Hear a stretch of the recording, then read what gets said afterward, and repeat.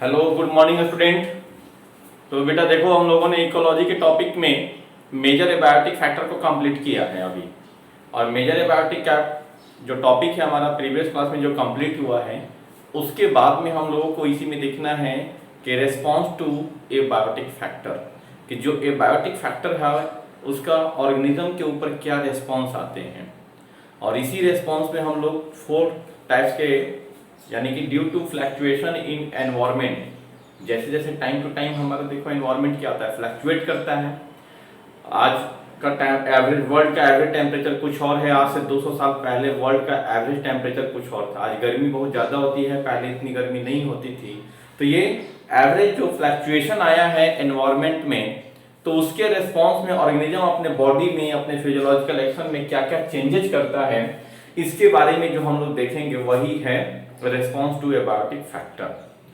Response to abiotic factor, तो हम लोग सबसे पहले क्या दे देंगे heading, response to abiotic factor.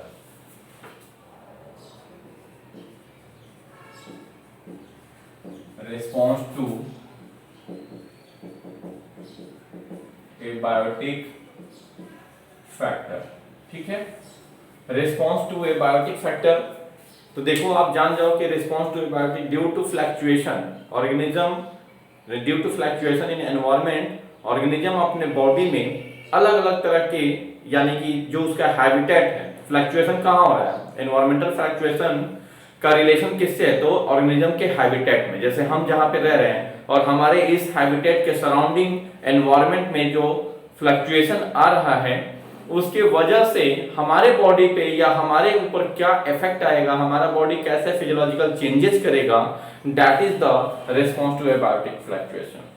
अब इस फ्लक्चुएशन के वजह से भी हमारा बॉडी अपने इंटरनल टेम्परेचर को और ऑस्मोटिक कंसंट्रेशन को मेंटेन करने का काम करता है। This is the homeostasis. Okay, यानी कि एनवायरमेंट का टेम्परेचर अगर चेंज भी हो गया है, उसके बाद भी हमारा बॉडी अपने बॉडी का इंटरनल जो टेम्परेचर है वो मेंटेन करके रखता है, दैट इज होम्योस्टैटिस। किसी भी दूसरे एनवायरमेंट में, यानी कि जो ऑस्मोटिक कंसंट्रेशन चेंज हो गया है, जैसे एक्वेटिक एनिमल में देखेंगे हम लोग कि फ्रेश वाटर को अगर आप सी वाटर में डाल देंगे तो वो मरेगा, ऐसा क्यों होता है, तो ऑस्मोटिक कंसंट्रेशन चेंज हो गया है। तो हम जो है अपने अलग ऑस्मोटिक कंसंट्रेशन होने के बाद भी अपने बॉडी का इंटरनल ऑस्मोटिक कंसंट्रेशन मेंटेन करके रखते हैं। तो ये जो होम्योस्टैटिस का कंसेप्ट है, दैट इज कॉल्ड होम्योस्टैटिस। एंड होम्योस्टैटिस हम लोग मेंटेन करके रख सकते हैं किसी भी प्रोसेस से। कैसे, तो कहते हैं कि होम्योस्टैटिस मेंटेन बाय, कैसे हम लोग मेंटेन कर सकते हैं, या तो आर्टिफिशियली और नेचुरली।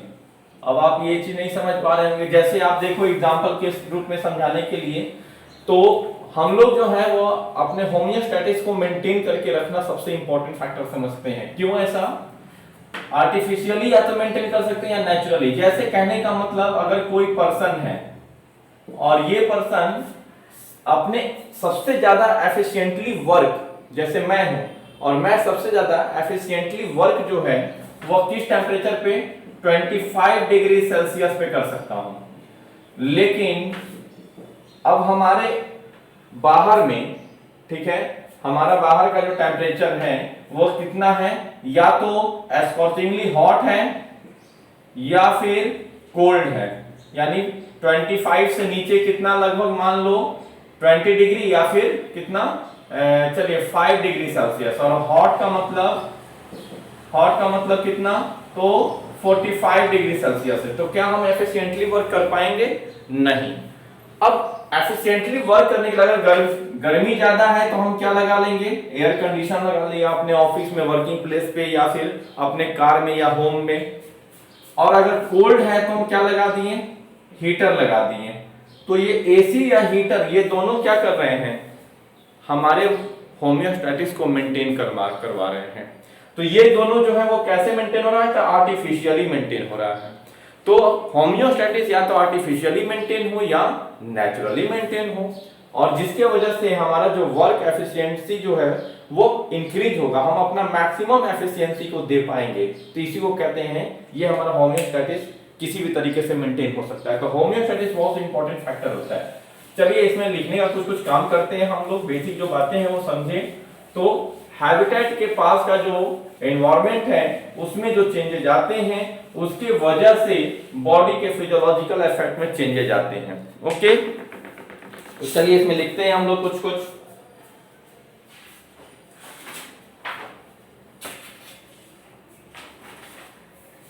कहते हैं abiotic condition of habitat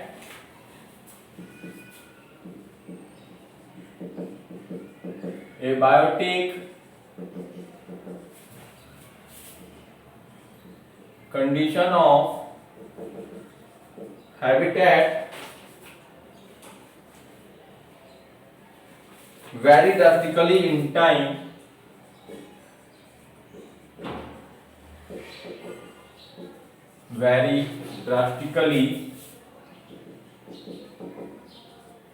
time habitat of organisms are influenced by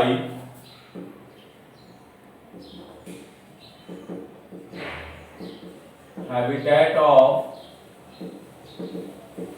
organisms are influenced by habitat of organisms are influenced by fluctuating environmental condition,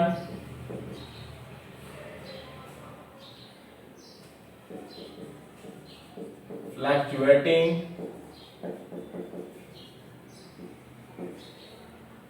environmental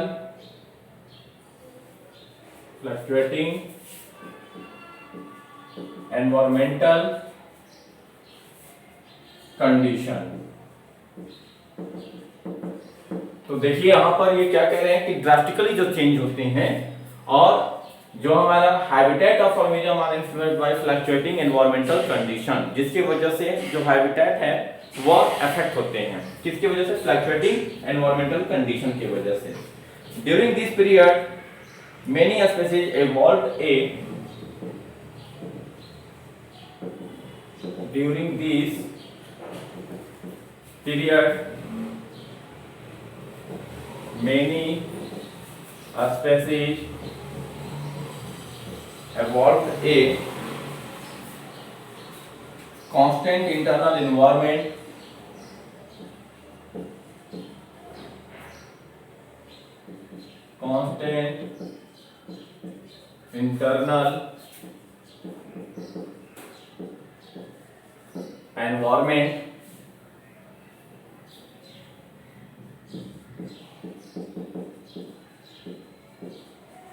environment within body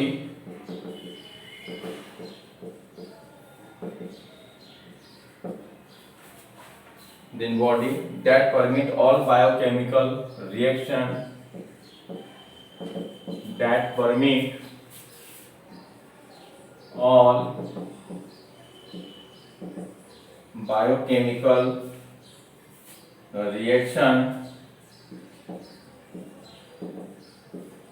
chemical reaction and physiological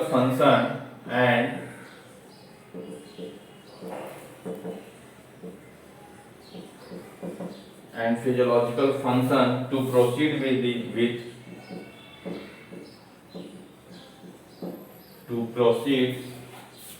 with maximum efficiency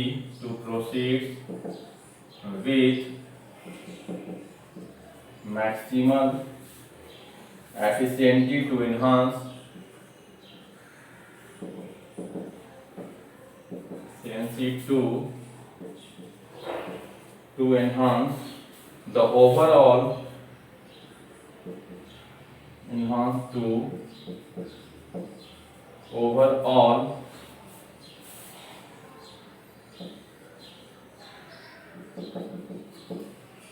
fitness of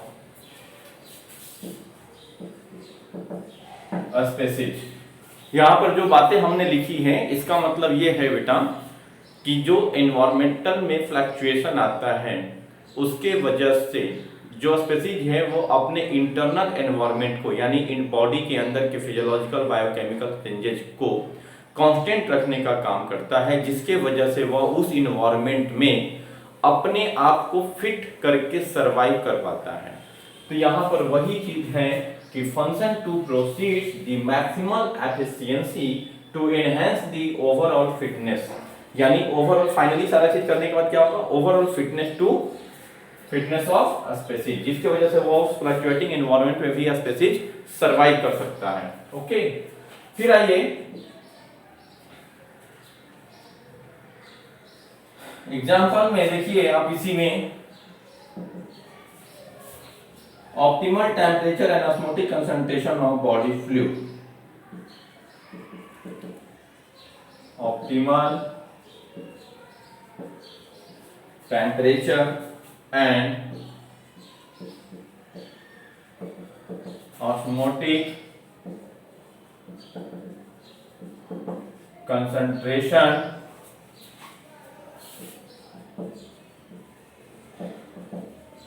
of body fluid.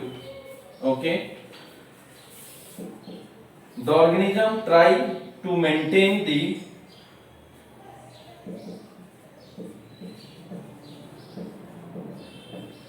organism try to maintain, organism हमेशा try करता है अपने body के internal environment condition को maintain करके रखने के लिए। तो वही हम यहाँ पर सेंटेंस दे रहे हैं, the organism try to maintain the constancy of their internal environment,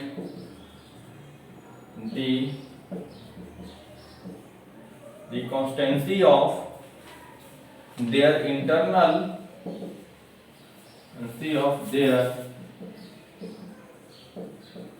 internal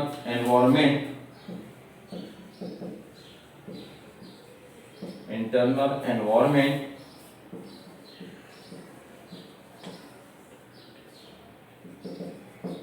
homeostasis despite varying external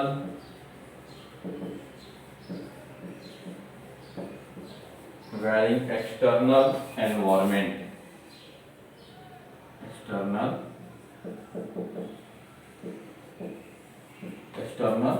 environment। तो बाहर का एनवायरनमेंट कुछ भी हो, डिस्पाइट एक्सटर्नल एनवायरनमेंट यानी बाहर का एनवायरनमेंट कुछ भी हो, अपने बॉडी के अंदर का एनवायरनमेंट को मेंटेन करके रखता है, तो वही है आपका होमियोस्टैटिस। होमियोस्टैटिस may be maintained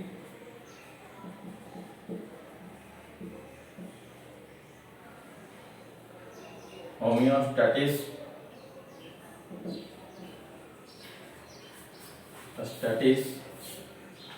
may be maintained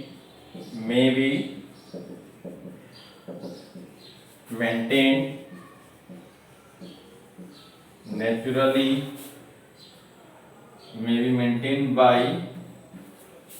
may be maintained by naturally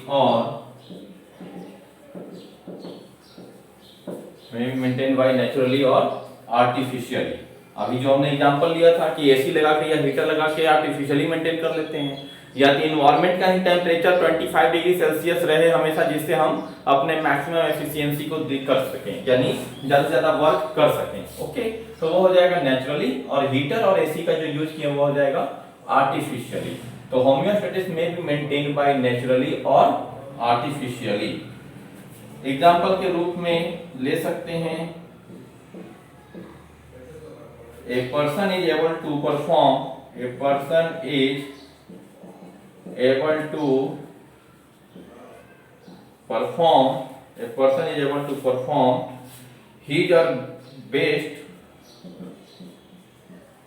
her best at temperature 25 degrees Celsius, at 25 degrees Celsius, but their outside but their outside scorching hot or freezingly cold, but their outside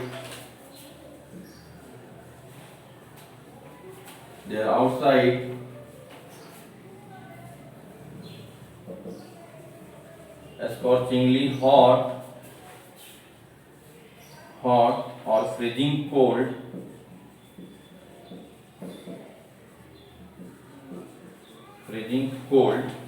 it could be achieved by using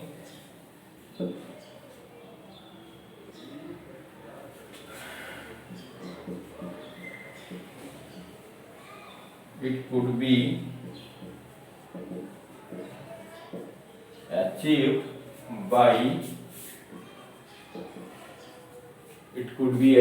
by using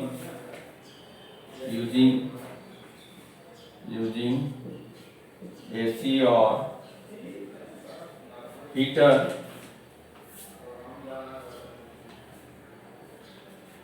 achieved by using air conditioner AC in summer and heater in winter. तो गर्मी के time पे क्या करे वो AC का use कर ले, और ठंडी के टाइम पे क्या यूज करे, हीटर का यूज कर ले। उससे भी उसके बॉडी का जो होम्योस्टैटिस है वो मेंटेन होगा।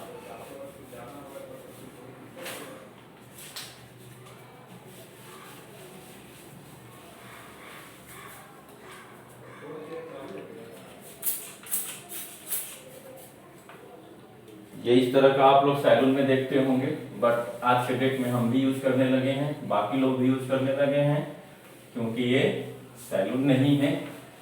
ये इसलिए यूज करने लगे हैं क्योंकि इससे हमारा बोर्ड काफी अच्छे से क्लीन होता है।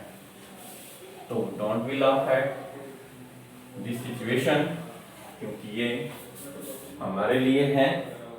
आपको अच्छा लगे तो आप भी यूज कर सकते हो, लेकिन आप नोटबुक पे इसका यूज नहीं कर सकते हो, और मैं इसे अपने बोर्ड पे यूज कर सकता हूं।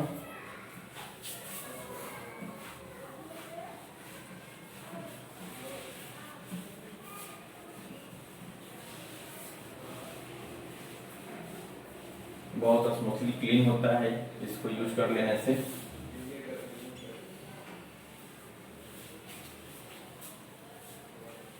चलिए, तो अब आगे देखते हैं बेटा हम लोग। तो एसी का यूज कर ले हम लोग किसमें, समर में, और हीटर का यूज कर ले कब, विंटर में। Okay, then his her performance would be maximal, then his her performance would be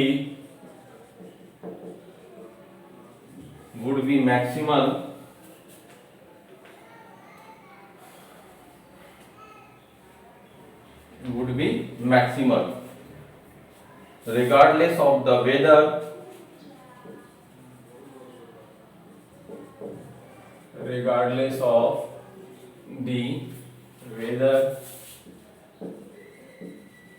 यानी बाहर का वेदर कैसा भी हो उसके अकॉर्डिंगली हम क्या कर रहे हैं, मैक्सिमम अपने परफॉर्मेंस को दे रहे हैं। क्यों? क्योंकि हमने आर्टिफिशियली एपरेटस यूज किया है, कुछ मशीन यूज किया जिससे हमारा होम्योस्टैटिस मेंटेन हो पा रहा है। वेदर अराउंड हिम और हर,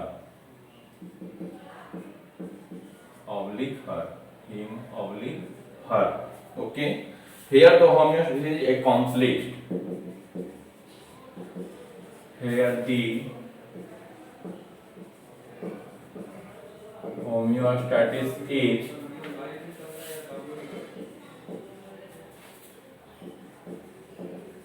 accomplished. Here the homeostasis is accomplished. Various possibility of response of, अब देखो इसके लिए जो रेस्पॉन्स है उसके वेरियस पॉसिबिलिटीज बनते हैं, तो कहते हैं various possibilities of response of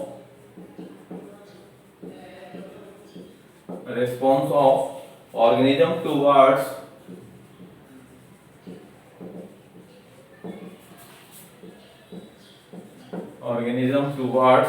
fluctuating environment,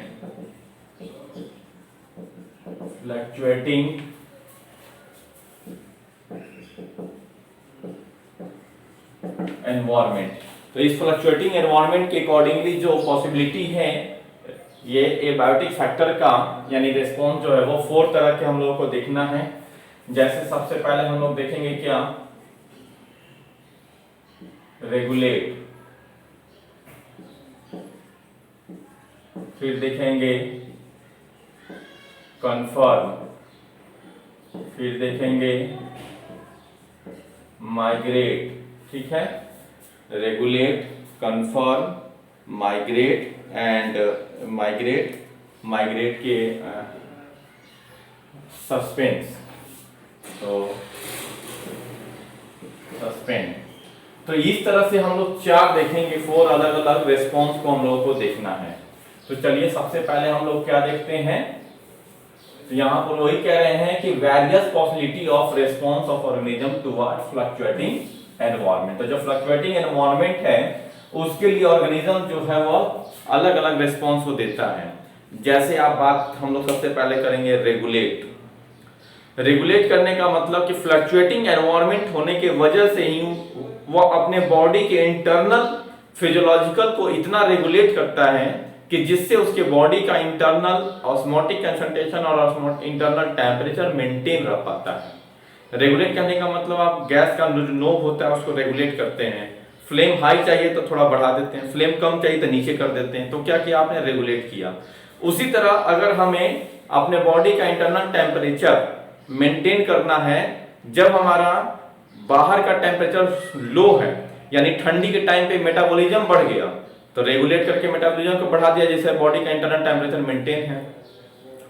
या जैसे एग्जांपल के रूप में आप देखो कि गर्मी के टाइम पे हमें स्वेटनिंग होती है, तो इवेपोरेशन के थ्रू हमारा बॉडी का इंटरनल टेम्परेचर मेंटेन होता है। और ठंडी के टाइम पे हमें कपकपाहट होती है, थरथराने लगते हैं हम, तो this is a kind of exercise. वो एक एक्सरसाइज का टाइप है जिसके वजह से हमारे बॉडी में एक हीट जनरेट होता है और हमारा बॉडी का इंटरनल टेम्परेचर मेंटेन हो पाता है। तो ये सब जो क्या है, ये सब हमारे फिजियोलॉजिकल एक्शन है जो हमारे बॉडी के इंटरनल टेम्परेचर को मेंटेन करने में मदद करता है। ओके, तो आइए हम लोग इसी में, तो सबसे पहले हम लोग देखेंगे कौन सा, तो रेगुलेट। चलिए सबसे पहले देखते हैं हम लोग रेगुलेट। रेगुलेट में सम ऑर्गेनिज्म लाइक, रेगुलेशन का बात जो होती है वो कुछ ही एनिमल्स है, सभी बर्ड्स में, मैमल्स में, यानी कुछ वर्टिब्रेट में, कुछ इनवर्टिब्रेट में। जो टोटल एनिमल है उसका सिर्फ 1%, 99% में रेगुलेशन नहीं होते हैं। ओनली 1% ऑफ एनिमल में ये चीज देखने को मिलता है। इवन प्लांट में भी नहीं होते हैं। जनरली किसी प्लांट में इस तरह का इंटरनल टेम्परेचर को मेंटेन करके रखने का सिचुएशन उसमें नहीं है। तो ये सिर्फ कुछ एनिमल के लिए है।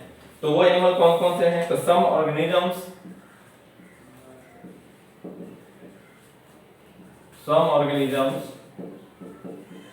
like all birds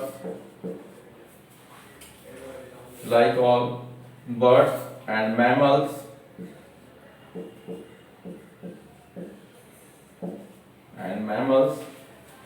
and very few lower vertebrate and very few lower vertebrate, very few lower vertebrate and invertebrate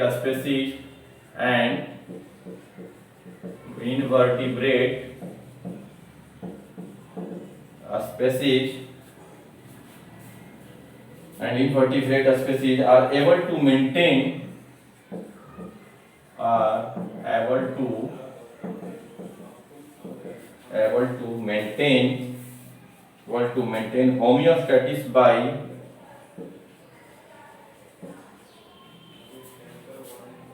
homeostasis by physiological as well as behavioral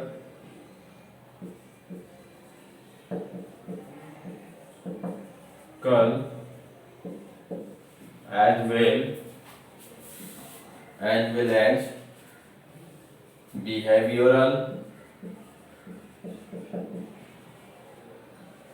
behavioral means also which ensure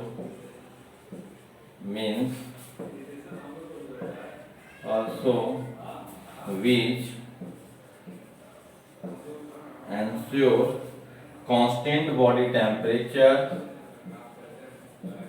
constant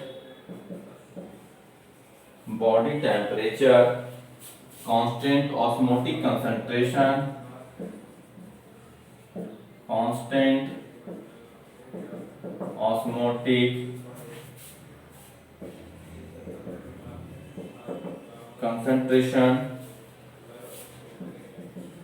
etc. Plants do not have such mechanism. Plants do not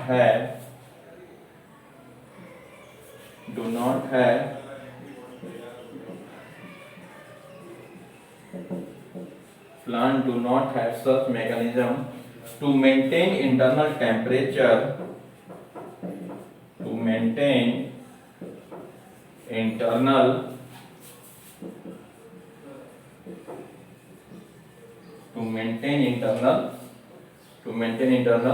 temperature. तो plant के पास हम पहले ही बोले थे कि plant के पास इस तरह का मैकेनिज्म नहीं है जिसकी वजह से वो अपने इंटरनल टेम्परेचर को मेंटेन कर सके। कुछ एनिमल में ही है, जैसे सभी बर्ड्स में है, कुछ मैमल्स में है, कुछ इन्वर्टिब्रेट में है, स्मॉल इन्वर्टिब्रेट में। तो इस तरह से कुछ ही एनिमल्स में मिलते हैं और टोटल का अगर कहें तो सिर्फ ओनली 1% में इस तरह से हमें मिलता है जो अपने बॉडी के इंटरनल टेम्परेचर को मेंटेन करके रख सकता है किसी फ्लक्चुएटिंग एनवायरनमेंट में। तो उसको कहते हैं हम लोग रेगुलेट, यानी रेगुलेट कर रहा है। ओके, और यही वजह है कि साइंटिस्ट जो है वो अब इस तरह से बिलीव करते हैं कि मैमल्स में इंटरनल टेम्परेचर को मेंटेन करने की टेंडेंसी होती है इन फ्लक्चुएटिंग एनवायरनमेंट में। इसी वजह से इवोल्यूशन पॉइंट ऑफ व्यू से वो इतना ज्यादा आगे बढ़ा है। तो कहते हैं साइंटिस्ट बिलीव दैट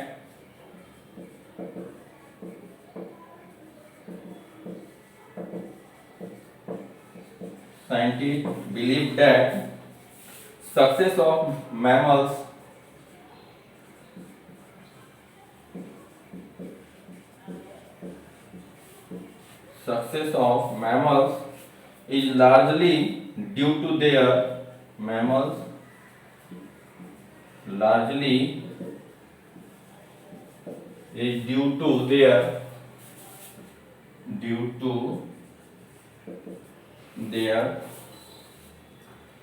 यानी मैमल्स इतना लार्ज सक्सेस क्यों किया है, तो due to maintain constant internal temperature, largely due to their ability to maintain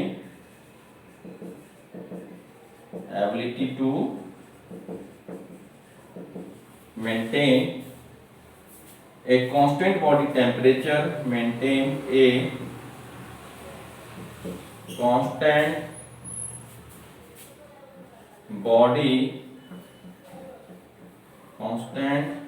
body temperature, constant body temperature, so they can live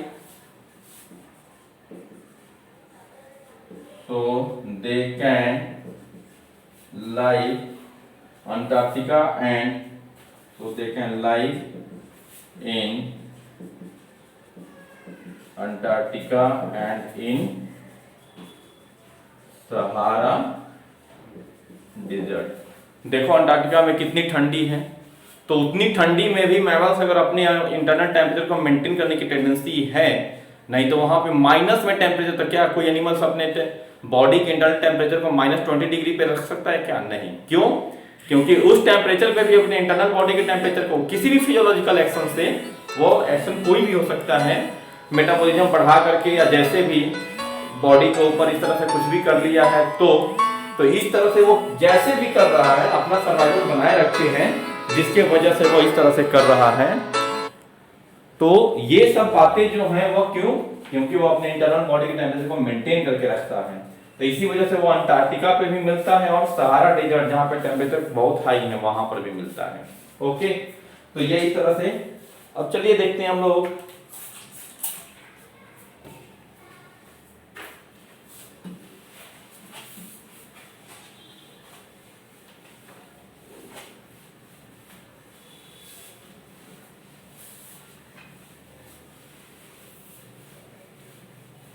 इसकी बात की, अभी आगे बातें हैं।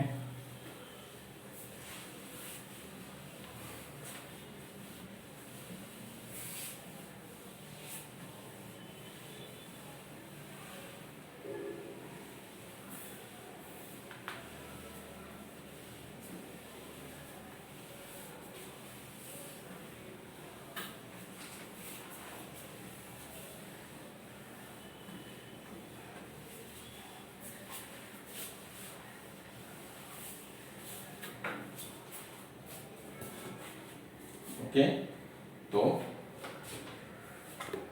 अब आइए, हम ह्यूमन बींग्स अपने बॉडी के इंटरनल टेम्परेचर को मेंटेन करके रखते हैं कितने? 37 डिग्री सेल्सियस पे। Human have constant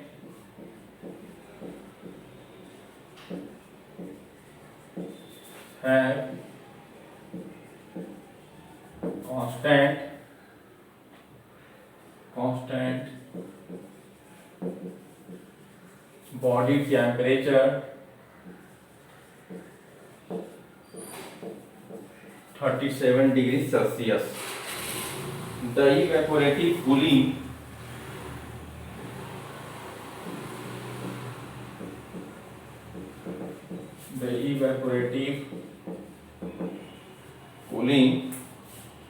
by profuse sweating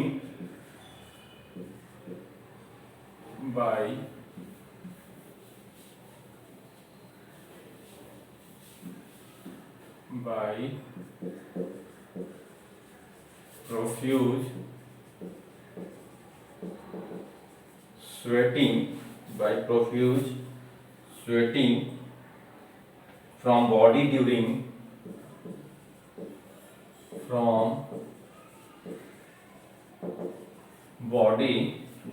summer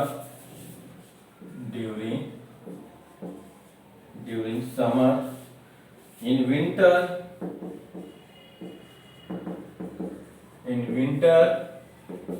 start shivering, a kind of exercise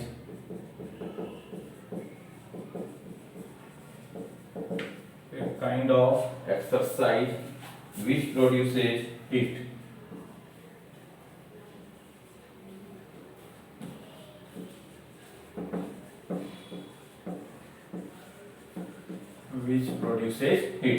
तो अभी हमने आपको बताया था कि गर्मी के टाइम पे पसीने का निकलना वो कूलिंग इफेक्ट देता है, और ठंडी के टाइम पे जो हमें थरथराहट होती है, शिवरिंग होती है, वो एक तरह का एक्सरसाइज है जिससे बॉडी का टेम्परेचर मेंटेन होने में मदद करता है, हीट जनरेट होती है। अब आइए हम लोग बात करते हैं कन्फर्म की।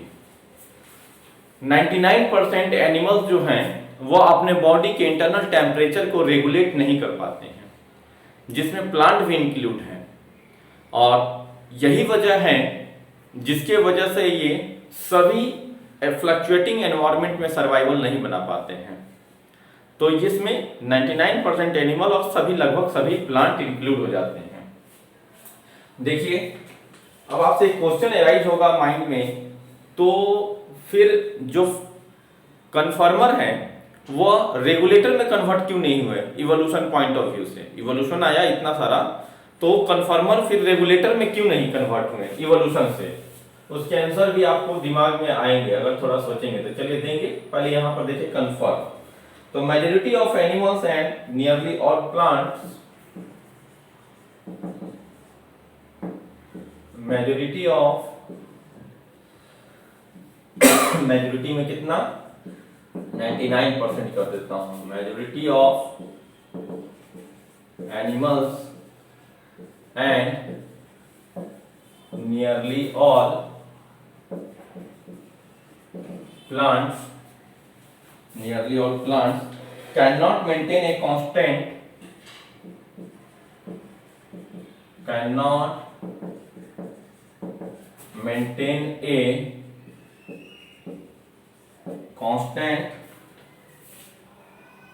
internal environment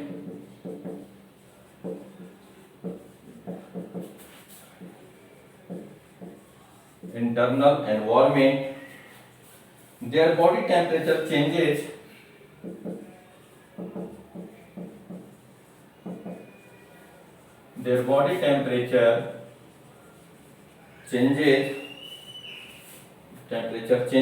according to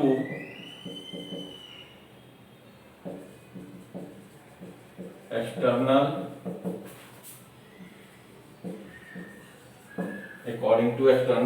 environment। उसी तरह से देखेंगे, इधर फुल स्टॉप दे दिए। In aquatic animals, in aquatic animal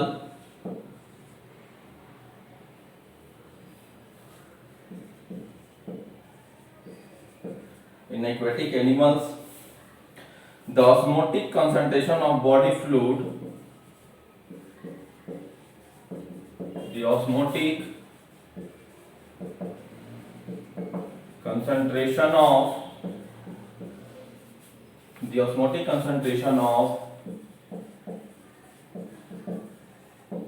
body fluid, the osmotic concentration of body fluid changes according to surrounding, changes according to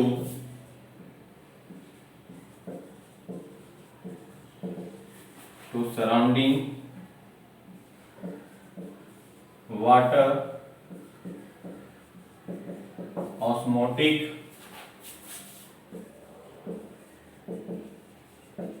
concentration, यानी इसके बॉडी के बाहर के जो सराउंडिंग वाटर का ऑस्मोटिक कंसंट्रेशन है उसके अकॉर्डिंगली वो अपने बॉडी के इंटरनल कंसंट्रेशन, ऑस्मोटिक कंसंट्रेशन को चेंज नहीं कर पाता है। यही वजह है कि फ्रेश वाटर के एनिमल को आप सी वाटर में डाल दोगे यानी मैरीन वाटर में डालोगे तो वो सरवाइव नहीं करेगा, क्योंकि मैरीन वाटर का ऑस्मोटिक कंसंट्रेशन अलग है और उसके फ्रेश वाटर के एनिमल के बॉडी का इंटरनल जो बॉडी कंसंट्रेशन है वो अलग है, जिसकी वजह से सर्वाइवल मुश्किल है। Okay, These animal and plant are simply conformer। तो ये एनिमल, ऐसे एनिमल और प्लांट को क्या कह सकते हैं हम लोग? सिंपली कन्फॉर्मर कहते हैं। These animals and plants are simply called conformers, simply called conformers। अब आता है now a question arise, now a question arise, why the conformer had not evolved, why a conformer, why had, question है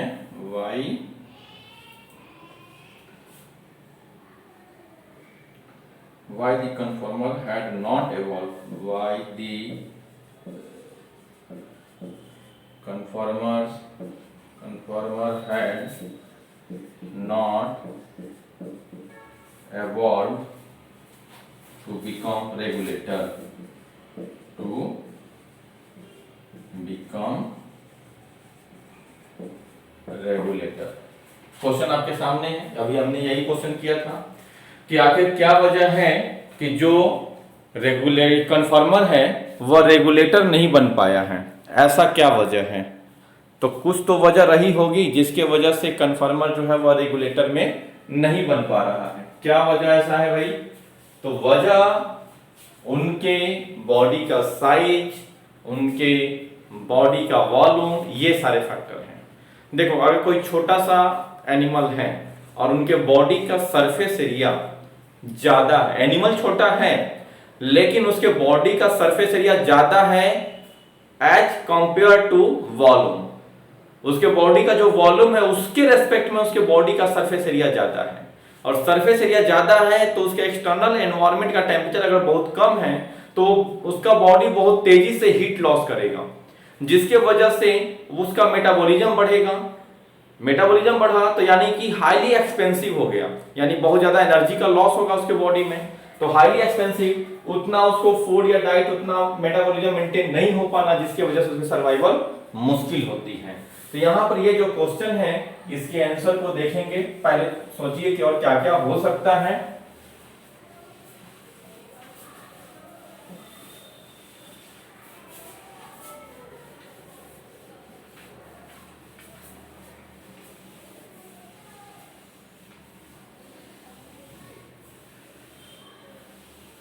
question दिख रहा है आपको?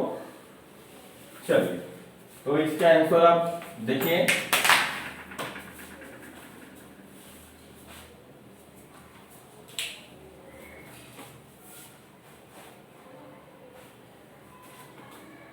तो हाँ, तो इसका आंसर हम लोग करते हैं।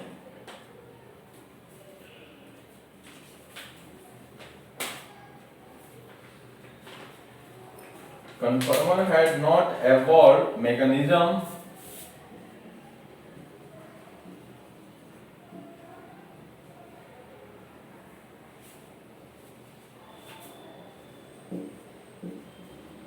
had not conformer had not evolved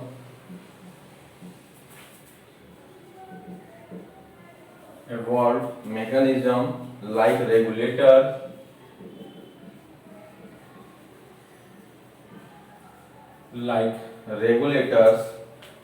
because thermoregulation because thermoregulation and osmoregulation mechanism because thermoregulation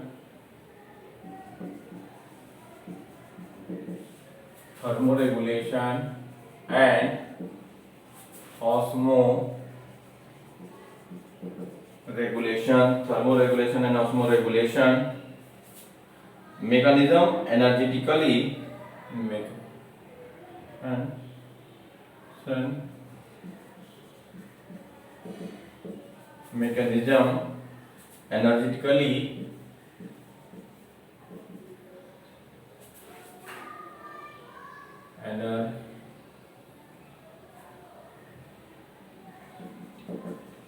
energetically expensive for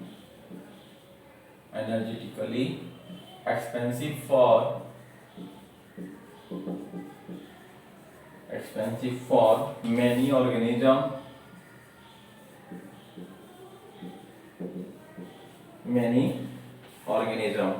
particularly for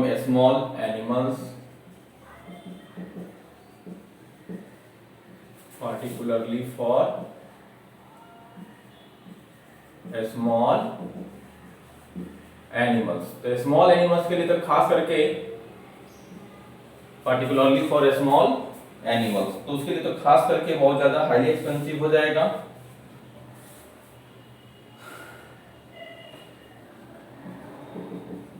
like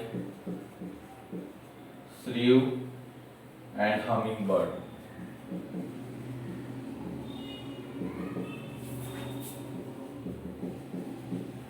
श्रीव and hummingbird खास करके छोटे एनिमल्स हैं।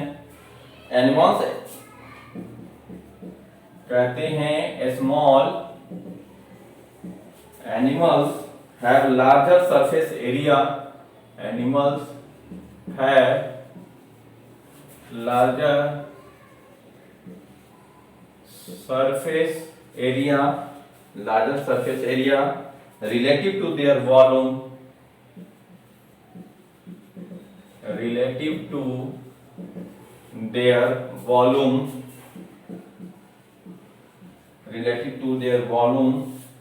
they tend to lose body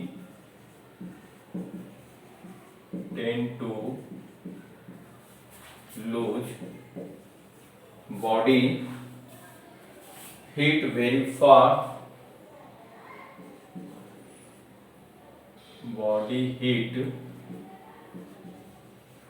very fast, they tend to lose body heat very fast when it is cold outside.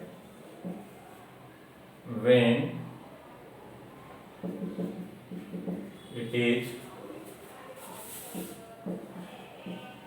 Cold outside, यानी उसके body के outside में cold होंगे तो उसका बॉडी का टेम्परेचर हीट जो है बहुत तेजी से लॉस होगा, ठीक है, जिसकी वजह से यह हाईली एक्सपेंसिव हो जाएगा।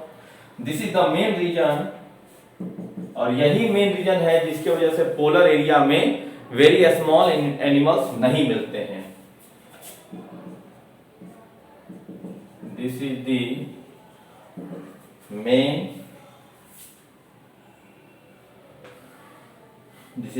reason very small animals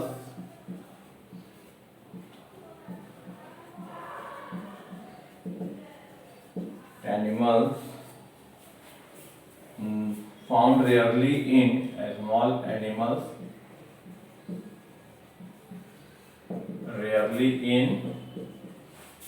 polar area। तो पोलर एरिया में रेयरली जो है वो स्मॉल एनिमल्स हमें मिलते हैं। Okay,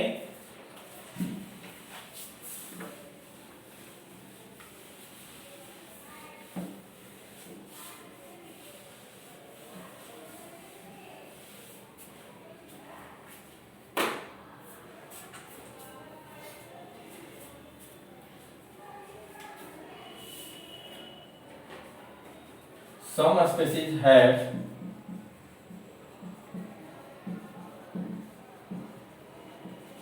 species have evolved the ability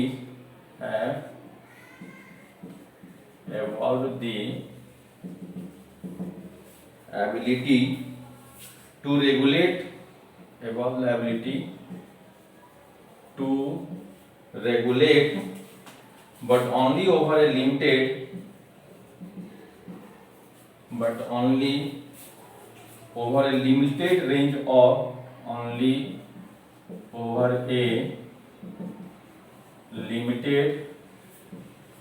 range of environmental condition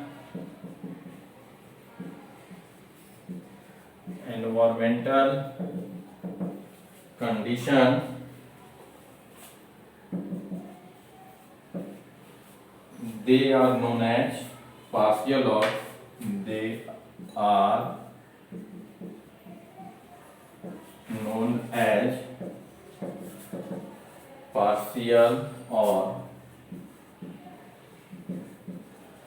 limited regulator. तो उसको पार्शियल या लिमिटेड रेगुलेटर कहते हैं क्योंकि वह बहुत थोड़ा सा अपने बॉडी के इंटरनल टेम्परेचर को चेंज कर पाता है।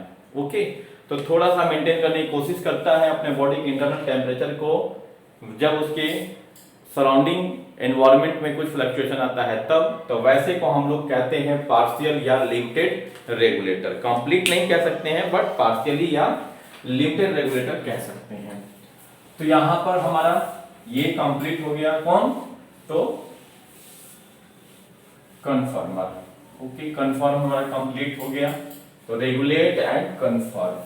अब देखेंगे माइग्रेट में देखो कि क्या होता है कि जब एडवर्स कंडीशन होता है, एडवर्स करने का मतलब कि उसके अकॉर्डिंग, जैसे आप देखो कि अभी कोरोना के टाइम पे कहीं पर कोरोना के मरीज बहुत ज्यादा निकलने लगे तो लोग वहां से घर छोड़ करके कहीं दूसरे अपने गांव में या कोई सेफ प्लेस पे जाने लगे। तो ये ऐसा क्यों? तो इसी तरह से कि जो उसका सराउंडिंग इन्वायरमेंट है वहां पर एडवर्स टेम्परेचर या एडवर्स कंडीशन आया, तो वहां के प्लेस को छोड़ करके वो किसी दूसरे प्लेस पे माइग्रेट कर गया, तो उसको कहते हैं माइग्रेट, और ऐसे ऑर्गेनिज्म को कहते हैं माइग्रेटर। तो आइए नेक्स्ट हम लोग क्या देखेंगे, माइग्रेट। खास करके साइबेरियाई पक्षी जो होते हैं वो राजस्थान के भरतपुर नेशनल पार्क में हर साल गर्मी के टाइम पे आते हैं और ठंडी में वापस चले जाते हैं। ठंडी में आते हैं, साइबेरिया में बहुत ठंडी पड़ने लगती है, तो साइबेरिया से उठ के ठंडी में आते हैं, और जब गर्मी स्टार्ट होती है तो उतनी गर्मी को टॉलरेट नहीं कर सकते, वापस साइबेरिया निकल जाते हैं। तो this is the example of migrate.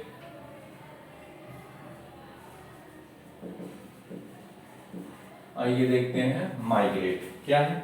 Organism can move away, organism can move away temporarily, move away temporarily from a stressful habitat to, from a stressful habitat to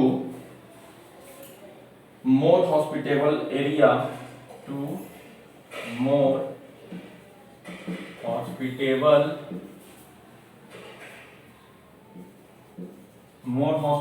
area and return when a stressful period, and return when a stressful period is over, a stressful period is over। Okay, जैसे example में bird होते हैं,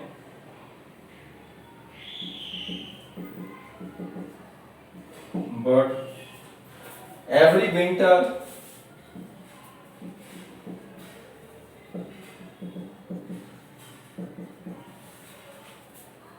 Keoladeo national park कहाँ है यह, भरतपुर राजस्थान। तो Keoladeo national park कहाँ है, भरतपुर राजस्थान में, जहां पे हर साल बहुत सारे साइबेरिया से और साथ के जो कोल्डर नॉर्दर्न रीजन है वहां से बहुत सारे पक्षी आते हैं। Okay, Rajasthan host thousands of migratory, host thousands of migratory birds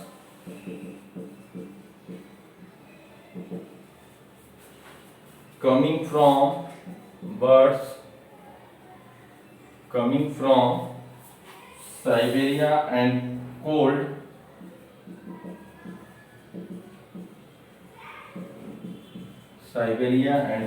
cold northern region, cold northern region। Okay, तो इस तरह से क्या है यह हमारा, यानी इस तरह से माइग्रेशन को देखें हम लोगों ने। माइग्रेशन के बाद में अब एक लास्ट क्या बढ़ता है, तो वह है सस्पेंड। माइग्रेशन के बाद में क्या है, सस्पेंड। तो देखिए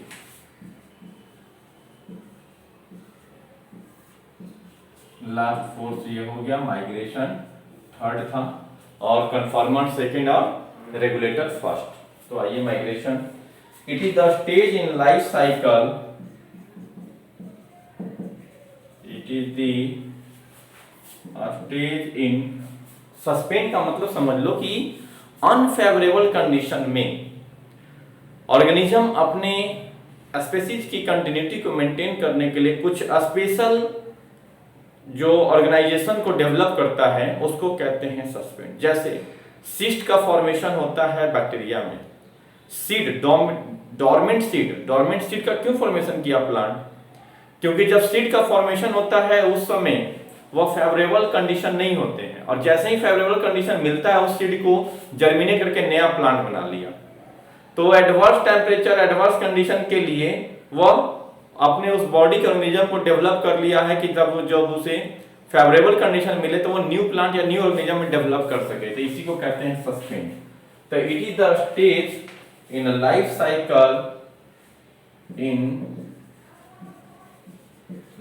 cycle where organism changes its life cycle where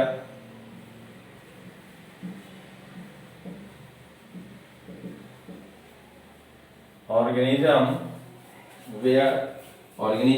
changes its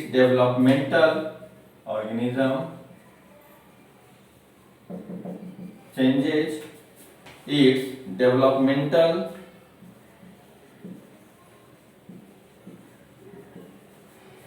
developmental physiological structure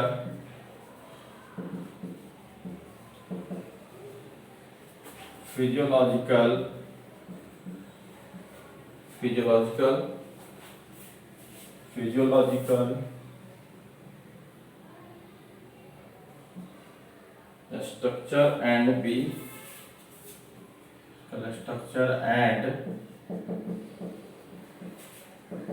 biochemical behavior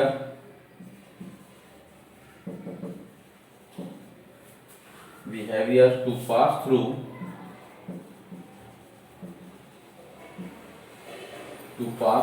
unfavorable condition,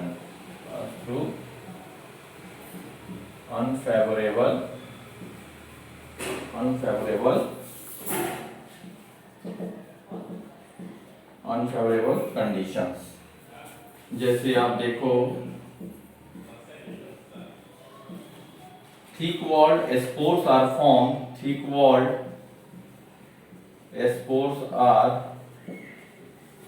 formed in bacteria,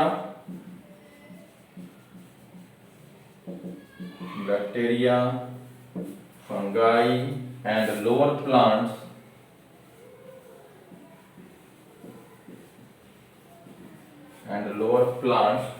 to overcome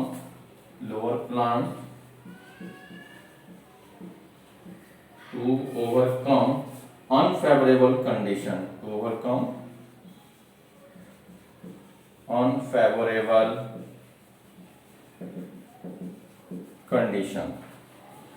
Higher plant produce dormant seed,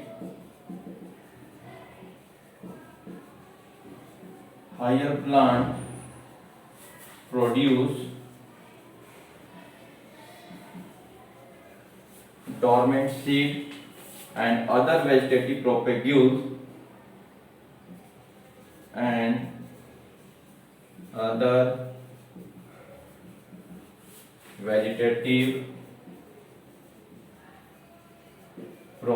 आखिर क्या वजह कि कोई भी जैसे मैंगो का सीड ही लो, मैंगो का सीड रेनी सीजन में प्लांट के रूप में डेवलप कर जाता है, लेकिन अभी आप इसी तरह से किसी दूसरे सीजन में, हाई एकदम समर सीजन में जनवरी में उस सीड को डाल दोगे तो उससे प्लांट आएगा नहीं। क्यों?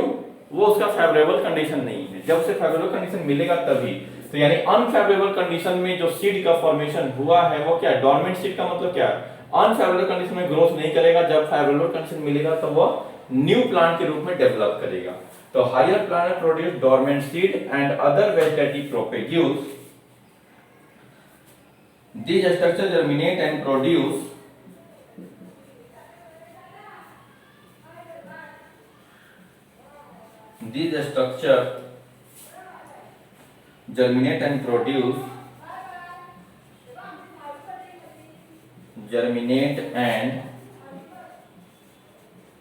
produce new organism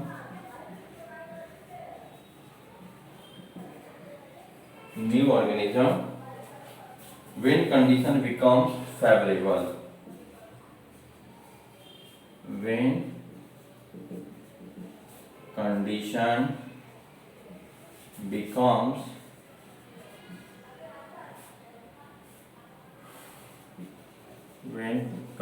becomes favorable, तो कंडीशन जब फेवरेबल होगा तो वह ग्रोथ करके न्यू ऑर्गेनिज्म या प्लांट के रूप में डेवलप कर जाएगा।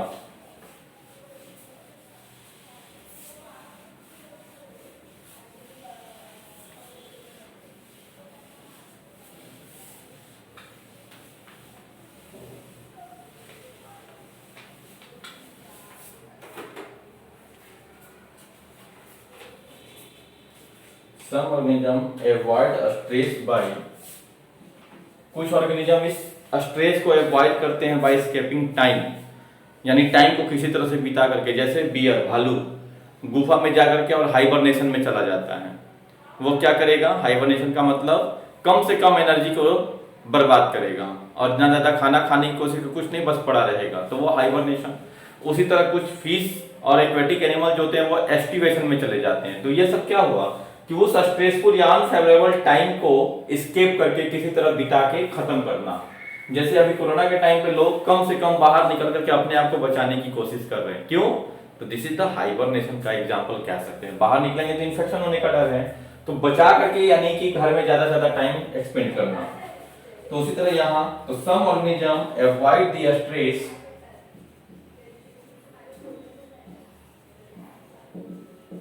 some organism avoid the stress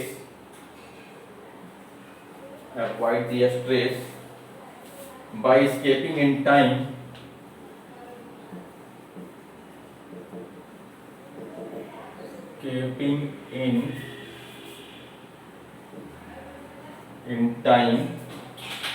example bear escape in time during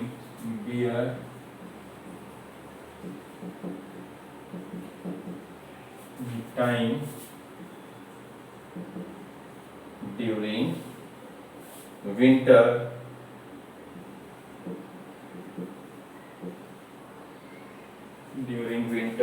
by hibernation,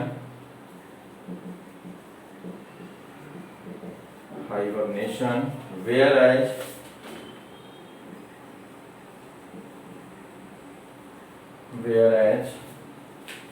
snails and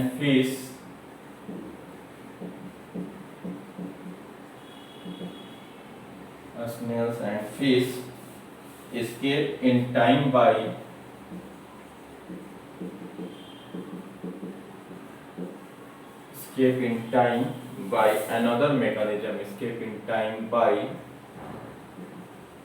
another mechanism,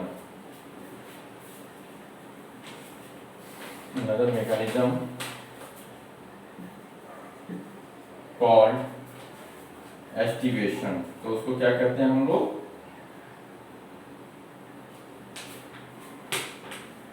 aestivation कहते हैं, called aestivation. A stage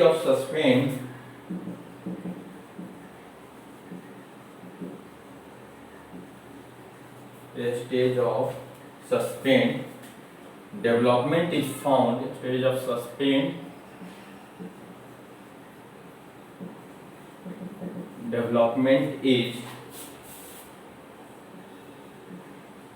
is found in many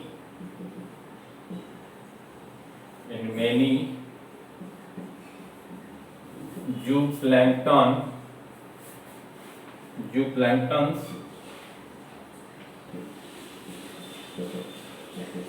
species in lakes। Okay, एक graph बनाएंगे हम लोग जिसमें इन सभी को देखेंगे।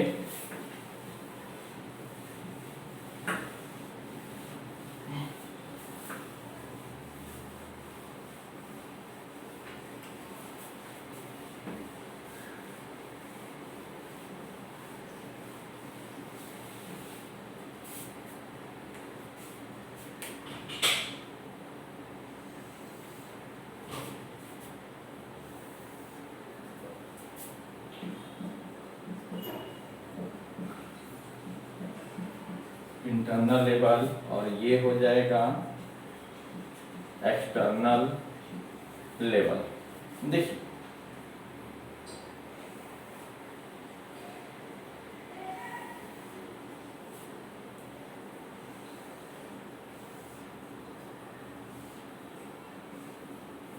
इस तरह से एक तरफ इंटरनल लेवल और दूसरी तरफ ये एक्सटर्नल लेवल है, ठीक है। तो इंटरनल लेवल और एक्सटर्नल लेवल, ये जो है वो रेगुलेटर क्या करता है, अपने बॉडी के इंटरनल लेवल को कांस्टेंट रखता है। तो इसलिए एक्सटर्नल लेवल जितना भी आगे पीछे हो, जितना भी बढ़े, इंटरनल लेवल क्या है, एकदम कांस्टेंट चल रहा है। तो ये हो गया रेगुलेटर। और एक्सटर्नल लेवल के अकॉर्डिंग इंटरनल लेवल भी फ्लक्चुएट कर रहा है, तो यानी कांस्टेंट नहीं रहता है, तो ये हो गया कन्फर्मर।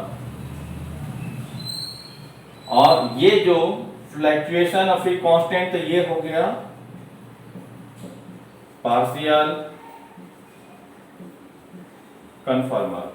तो ये इस तरह से ग्राफ रेगुलेटर का, कन्फर्मर का और पार्शियल कन्फर्मर का होता है। ओके, तो यहां तक की बातें जो है वो हमारा कंप्लीट हो गया। नेक्स्ट क्लास में हम लोग स्टार्ट करने वाले हैं अडेप्टेशन को।